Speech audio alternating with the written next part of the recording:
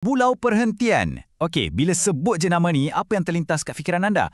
Mesti pantai pasir putih, air laut yang jernih kan? Betul-betul macam syurga tropika. Tapi, tahukah anda, di sebalik keindahan yang kita nampak hari ini tersimpan satu sejarah yang penuh dengan drama, legenda dan kepahlawanan yang tak ramai orang tahu pun.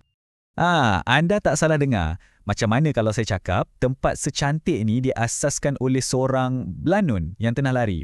Jawapan kepada soalan inilah yang sebenarnya jadi kunci kepada kisah sebenar Pulau Perhentian. Ia bukan sekadar pulau untuk kita bercuti, tapi sebuah penempatan yang lahir dari semangat penentangan. Baiklah, jom kita patah balik ke masa lampau. Kita pergi ke penghujung abad ke-18. Pada masa tu, ada seorang lelaki ni, nama dia Batin Mina, tiba di sebuah pulau yang belum ada nama lagi. Tapi, dia bukan penjelajah biasa tau. Oh tidak, dia sebenarnya seorang pelarian. Okey, jadi siapa Batin Mina ni? Dia ni berasal dari Kepulauan Riau. Dan masa tu, dia tengah diburu oleh pihak Belanda. Kenapa? Sebab dia ni kira macam pejuang anti penjajah lah. Dia lawan penjajah dengan cara menyerang kapal-kapal dagang diorang. Jadi pada mata orang Belanda, dia ni lanun, perompak. Tapi bagi orang-orangnya, dia ni hero. Akhirnya, dia dan keluarga dia berjaya jumpa satu tempat perlindungan di sebuah teluk yang tenang yang hari ini kita kenali sebagai Teluk Dalam. Kat situlah dia menubuhkan penempatan yang pertama. Disebabkan lokasinya yang sangat strategik, pulau ni jadi tempat tumpuan kapal-kapal dagang, terutamanya dari China dan Siam untuk berhenti. Sama ada nak berlindung dari ribut atau sekadar nak berehat. Dari situlah pulau ni dapat nama. Pulau Perhentian, pulau tempat berhenti. Simple je kan bunyinya, tapi penuh makna. Penempatan yang dibina ni bukan calang-calang kampung tau. Selama hampir 200 tahun, ia ditadbir oleh satu sistem yang sangat unik yang diketuai oleh waris-waris Batin Mina. Jadi, apa sebenarnya peranan seorang Batin ni? Seorang Batin ni, dia bukan sekadar ketua pentadbir biasa. Dia adalah pelindung, dia seorang pahlawan dan pada masa yang sama, dia juga seorang bomoh yang ilmunya sangat tinggi. Kuasa dia bukan setakat di dunia fizikal je, tapi sampai ke alam roh. Ini menjadikan dia seorang pemimpin yang bukan saja sangat dihormati, tapi juga digeruni. Macam yang kita boleh lihat dalam silsilah ni, legasi Batin diwarisi turun-temurun. Bermula dengan si pengasas, Batin Mina, jawatan itu diwariskan kepada adiknya, Batin Jamal, yang terus berdepan dengan satu cabaran yang sangat besar. Silsilah ni berterusan sampailah kepada Batin Talib yang menyatukan penduduk, dan akhir sekali, Batin Saidek, Batin terakhir yang menandakan tamatnya sebuah era. Okey, kat sinilah cerita dia jadi makin misteri. Penempatan yang elok je, makmur di bawah Batin Mina tiba-tiba dilanda malapetaka lepas dia meninggal dunia. Sesuatu yang gaib mula menghantui penduduk di sana. Di bawah pimpinan Batin Jamal, Teluk Dalam jadi tak selamat. Makhluk-makhluk halus yang Batin Mina pernah kawal dulu, kini mula mengganas. Dalam masa yang sama, tanaman diorang pula musnah, habis dimakan haiwan perosak. Kehidupan kat situ dah jadi mustahil.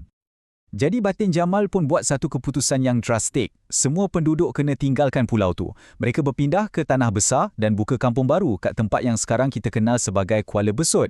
Tapi, anda tahulah kan jiwa orang pulau ni? Rindu pada laut, rindu pada kampung halaman. Akhirnya mereka kembali, tapi bukan ke Teluk Dalam. Mereka pilih untuk buka penempatan baru di satu kawasan yang selamanya orang takut nak jejak dan digelar Pasir Hantu.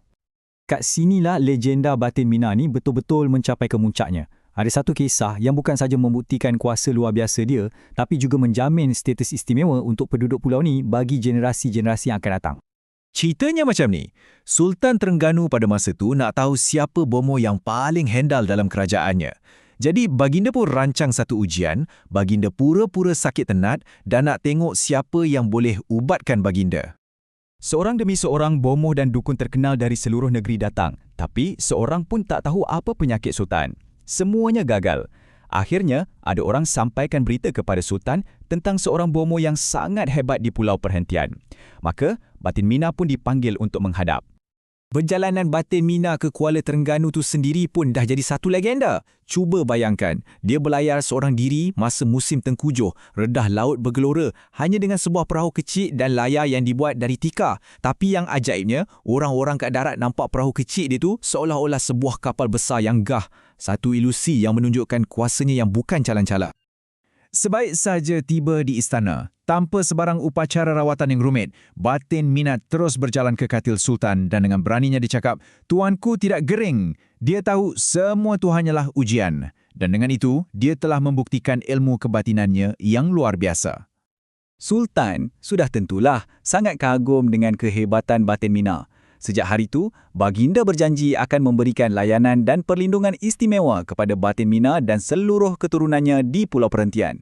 Ini menjelaskan wujudnya hubungan unik antara istana dan masyarakat pulau yang terpencil ni.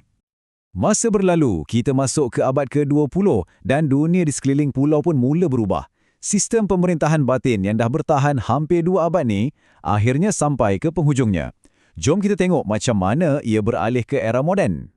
Satu titik perubahan yang sangat penting berlaku di bawah pimpinan Batin Talib. Dialah yang berjaya memujuk semua penduduk yang tinggal berselerak di beberapa tempat di Pulau Perhentian besar dan kecil untuk berpindah ke satu penempatan pusat. Dan kampung inilah yang kekal menjadi pusat komuniti pulau sampai ke hari ini. Jadi, apa beza utamanya? Sistem batin adalah sistem warisan. Kuasa rohani dan duniawi diwarisi ikut keturunan. Tapi, seiring dengan pemodenan dan integrasi dengan sistem pentadbiran kerajaan, peranan ni pun berevolusi. Ia digantikan dengan sistem ketua kampung, di mana pemimpin dipilih oleh masyarakat untuk uruskan hal-hal pentadbiran semata-mata, sama macam struktur pengurusan kampung-kampung lain di Malaysia. Era ni berakhir secara rasmi pada tahun 1990 dengan kematian Batin Siddiq.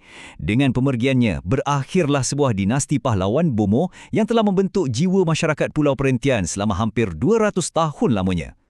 Jadi, walaupun gelaran batin kini hanya tinggal sejarah, persoalannya tetap ada. Adakah semangat, kisah-kisah dan legenda pahlawan Bomoh ni masih bergema di kalangan penduduk pulau hari ini? Mungkin itulah rahsia sebenar yang tersembunyi di sebalik keindahan Pulau Perhentian.